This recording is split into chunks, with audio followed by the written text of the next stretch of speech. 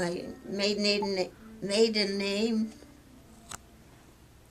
was Mary Eleanor McLaughlin, and I grew up in Cambridge, Massachusetts, on Magazine Street and Moorland Street, and I was one of 9 in the family.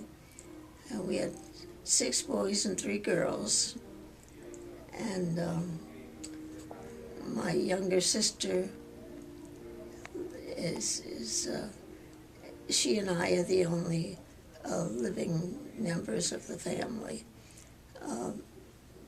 She lives in Ohio, and I'm here.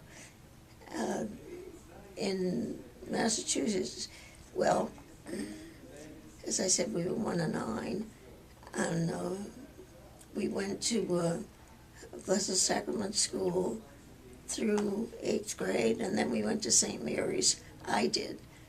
The girls went to St. Mary's for high school, and the boys went to St. John's for high school.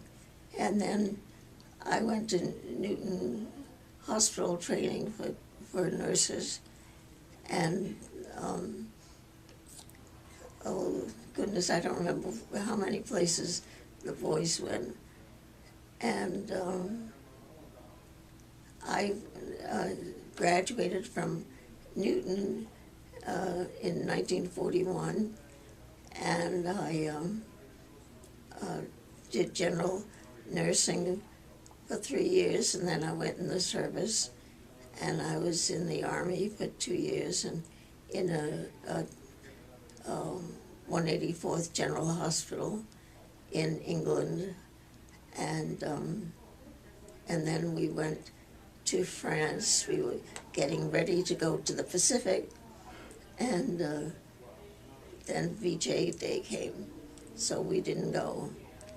And then, since we weren't really necessary anymore, we were discharged in October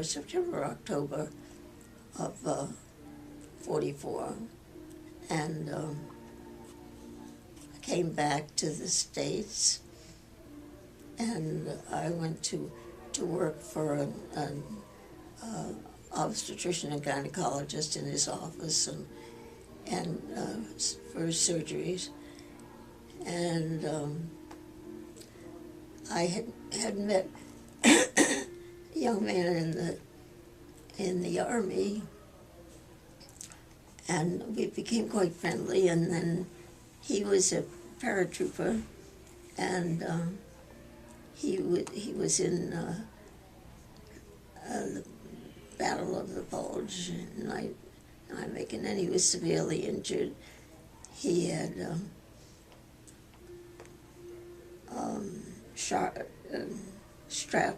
shrapnel came through from the back of his head through his eye, and he lost his eye, and he was hospitalized for approximately 3 years. And then when he was finally discharged, we became engaged, and then we were married shortly after that. And then we were married on one weekend, and the second weekend after that, he went to medical school, the University of Maryland Medical School. And so we lived in Baltimore for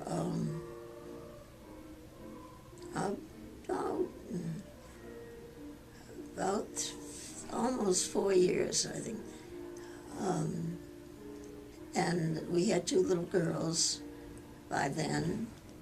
And my husband's parents, well, his father was in the Air Force, and he had been discharged one time. And then when the Korean War came along, he was called back to the service. And so we, my husband said, well, okay, when you go, we'll take care of your house. So we moved from Baltimore to Mount Rainier, next door to Washington, and we lived there for 5 years, and then we went to Hyattsville for just about 5 years, and then we got our own house in Cheverly, and we lived there in the same house for 40 years. And then we, to make a long story short, my husband was having all kinds of difficulties. He had a knee operated on, and his shoulder, and a hip, and we lived in a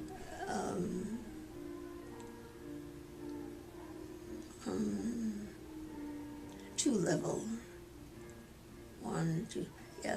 two-level house, and the stairs were getting to be too much, and they were getting to be too much for me to get him up and down the stairs, and all that.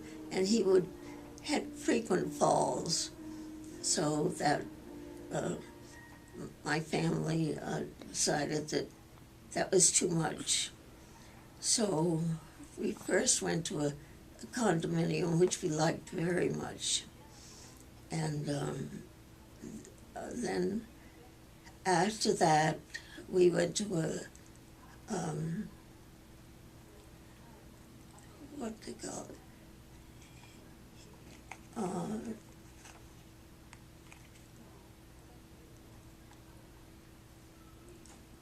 I can't remember the name of it. Anyway,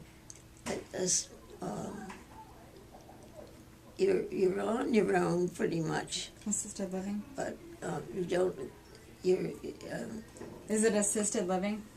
Right, thank you, assisted living. And we were there for a couple of years, and then we came here. We came here on Valentine's Day a year and a half ago. And my husband passed away on April 20th, a year ago. So, and I'm here. And I guess that pretty much is the tale. But as far as growing up in Massachusetts, we took part in things at school, and when Blessed Sacrament School was started, when it was opened, there was a big celebration, and the Cardinal came to celebrate Mass and so on, and I was one of his pages, and I was in cardinal red from my shoes to my ribbon on my hair. And one of my brothers was also one of the pages. And then, as I said, we went to school there. In the summertime, we had various treats. For instance, on Bunker Hill Day, the Hood Milk Company would designate certain areas in different cities or places, and on that day, they would serve cups, ice cream cups. So you had to go and stand in line and get one.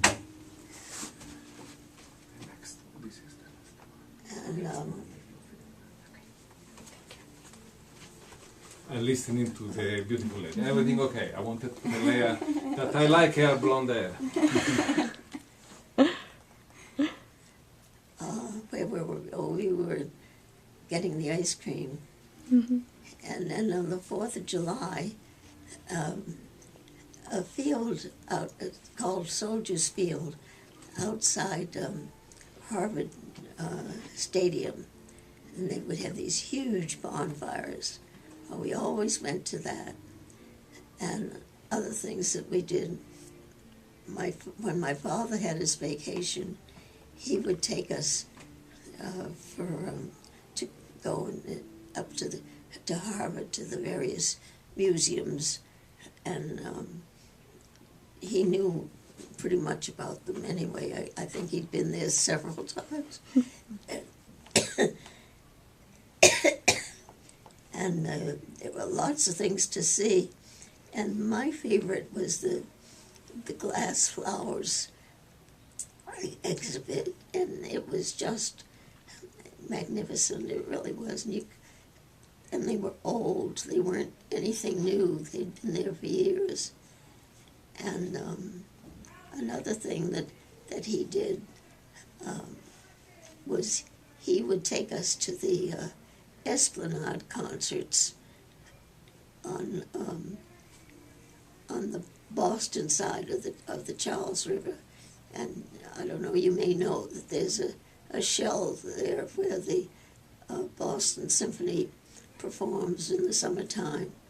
And bring a chair if you want, but most of us just sat on the grass and listened.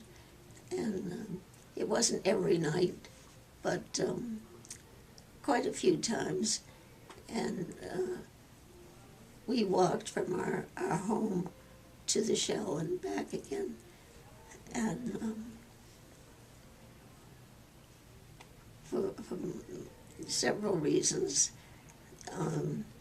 there were too many of us. There were probably five or six of us going, and that would have been quite expensive for car fare.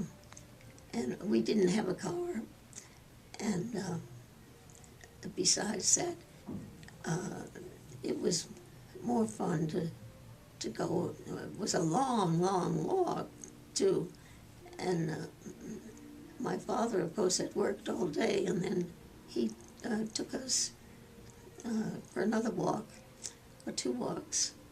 But we dearly loved going to those concerts.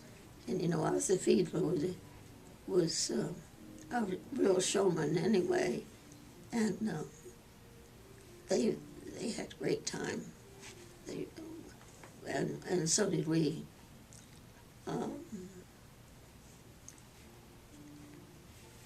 Let's see. Oh, and another real treat for me was, especially at Easter time, my mother would usually take me shopping. And I don't know if you know about Filene's and Jordan Marsh and so on. Well, Filene's had a restaurant on the 7th floor, and they had I think it was a quartet. I'm not sure, but I think it was a quartet. And they played all during lunchtime, which was probably 11 to 2. And the treat for me was to be taken up there to lunch on our shopping trip, and to do a little shopping too.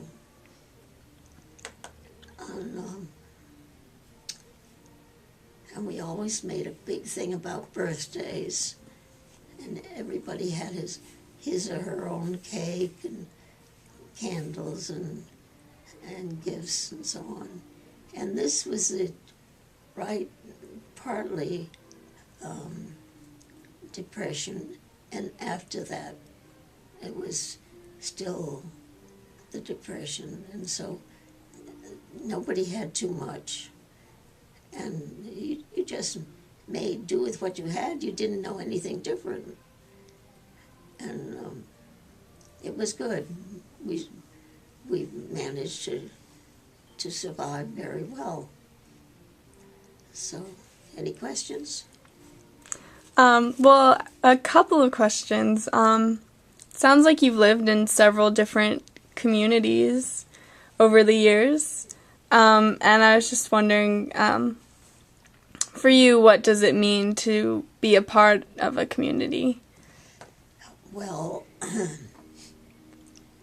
I did what I could for in Towson where we lived at first, the girls were very small and tiny, and I didn't have any help or any family anywhere near me, and my husband was in school all the time, so I didn't have much time to do anything except take care of them.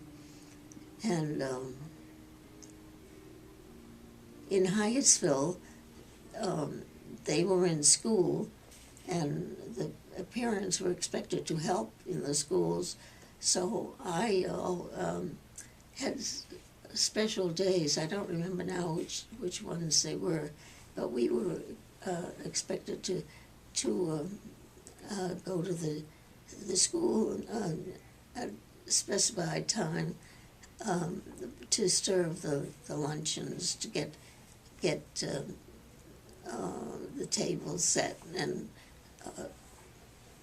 everything ready for the students to come to lunch, and that was weekly. Usually, if somebody couldn't come, they'd call and ask you if you could fill in for them. And and then in the school,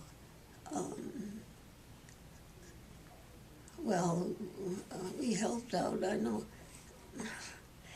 my daughters were always very willing to lend me, to say, my mother can drive. and so I would take the nuns, usually it was a doctor's appointment, and then when one of the nuns went to summer school, she was an artist, and she went to summer school at Catholic University, so I used to take her and take her back to the convent when she was finished. So in Cheverly, they were in high school, and we were expected to, and I did go to the parents' meetings. My husband seldom did because he was still studying or going to meetings or whatever. So, and then in Cheverly, they graduated when we were in Cheverly, and both girls started at the University of Maryland, but both dropped out, and then one went back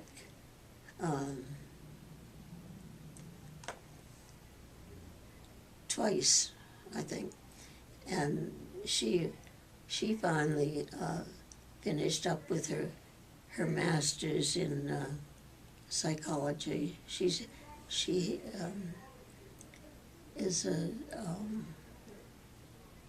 psychologist and works in family crisis. And my other daughter was in and out of Maryland. She finally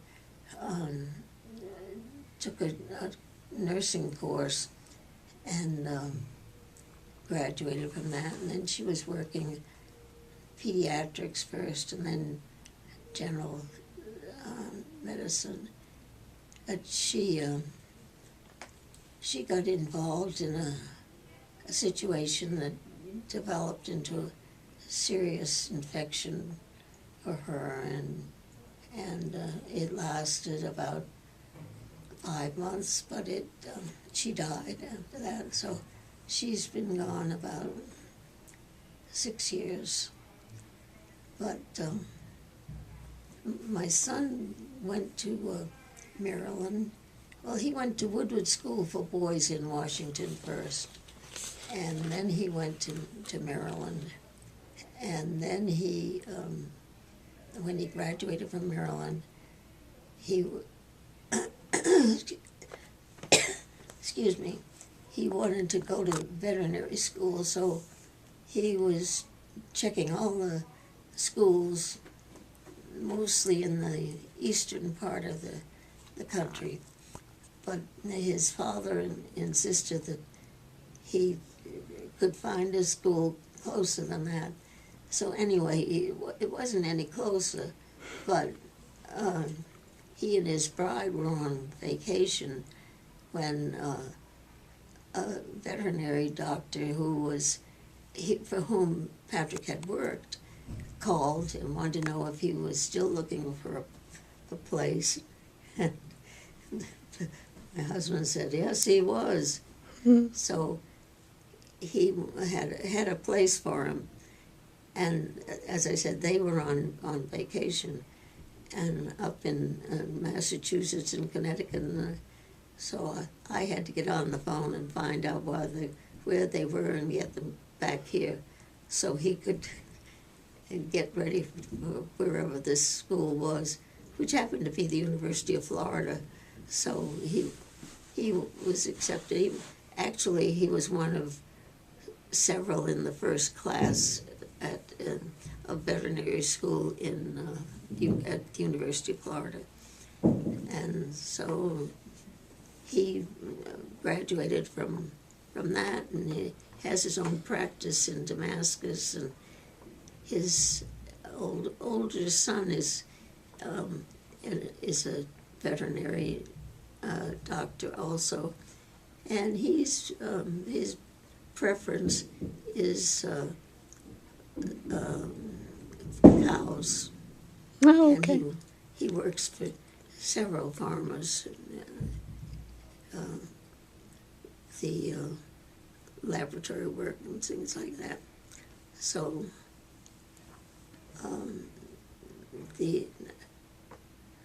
that's, you're not interested in them, that's the family.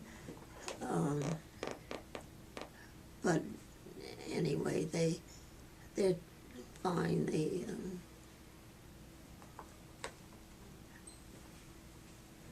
They're on vacation right now.